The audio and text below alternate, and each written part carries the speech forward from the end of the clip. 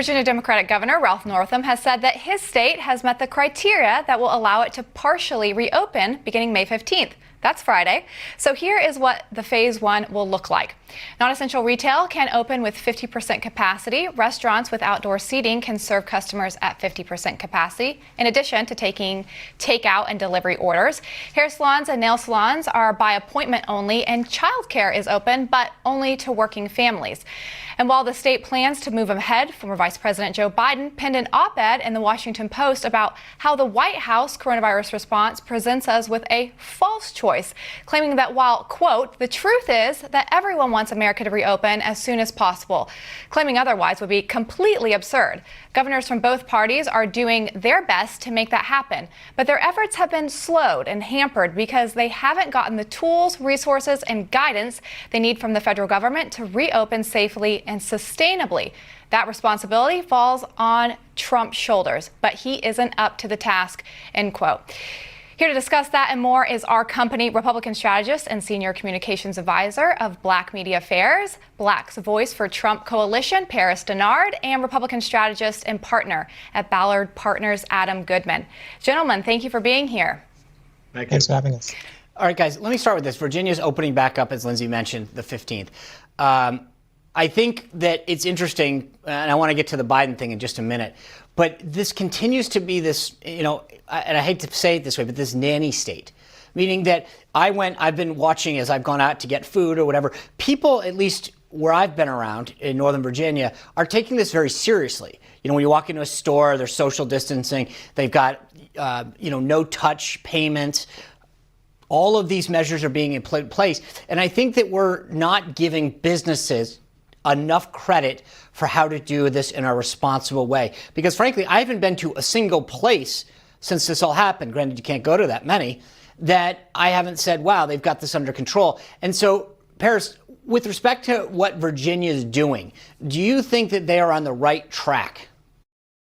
Absolutely. I think Virginia's on the right track because to keep the economy on lockdown mode is unsustainable. Over 26 million people on unemployment is something that we cannot sustain, and we have got to get people back to work and get the economy going in a safe and effective manner. And I think that the Virginia governor is doing the right thing by opening up the economy in Virginia, where I reside as well, in this phase one approach. But I will also say you're 100% correct, Sean. We've got to trust the American people. We have got to trust personal responsibility. We have to trust these business owners to do the right thing. If I go to a business, a restaurant, a church, or whatever, and they are not abiding by a system that keeps me healthy or safe, I'm not going to go there.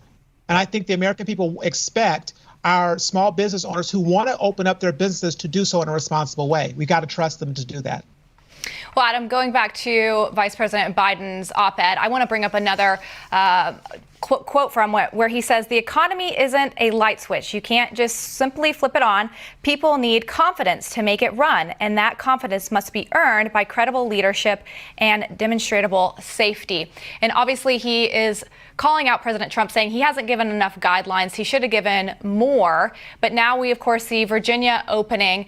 So my question to you, does this just really come down to brass tacks of the difference between party lines? Obviously, if Vice President Biden was the president right now, he would have given one big one-size-fits-all to all the states. And Trump saying, no, I want to give this to each governor and for them to dictate what they want for their state.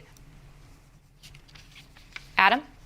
Well, I'll tell you, it's so easy, right, Lindsay, to criticize from the sidelines. Of course, the sidelines for Joe Biden is somewhere between his basement and his kitchen in his very large home in Delaware. So easy to carp about these kinds of things. But Governor Northam actually used a very interesting expression. He called it a dimmer switch.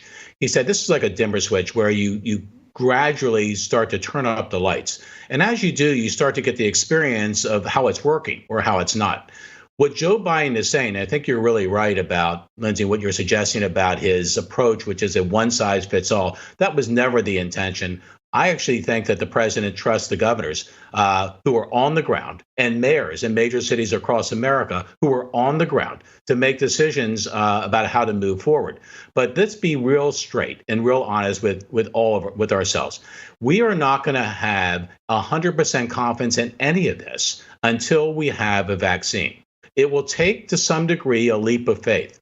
But it's a leap of faith that's based on data and with the essential optimism, confidence, and responsibility of Americans to do the right thing that we're banking on. And I think we're banking on the right thing. Yeah, hey, Paris, I want to switch gears for a second. There's a lot of media. You can't see a story about the White House these days without them saying somewhere in the story, the president wasn't wearing a mask at this event. The thing that I think is fascinating about this is there's two issues. The one is, should he set the example by putting a mask on so everyone can see that and say, okay, the leader of the free world is doing it, I should do it too. So that is more of the, you're doing it to set an example.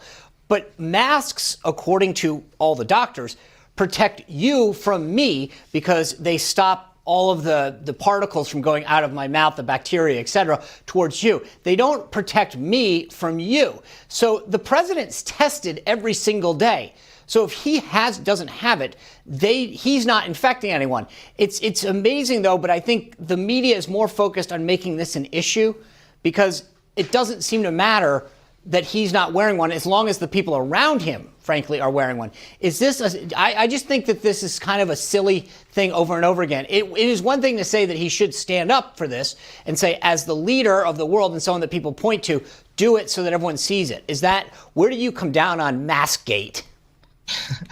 I think you're absolutely right, Sean. This comes down to the media just wanting to have something to talk about. At the end of the day, if you look at the whole of government approach, if they put out, the Surgeon General has talked about demonstrated how to use a mask, and that's the Trump administration. The First Lady, the president's wife, Mrs. Melania Trump, has appeared in videos and has put several tweets out talking about the usage of masks and saying that Americans should use the mask. Now, you're absolutely right when it comes to the president's health. He is tested regularly, almost daily, as it relates to coronavirus. It's not that he's asymptomatic. He has no symptoms. He has no virus because he's tested regularly. And so he is safe to go out and interact with people.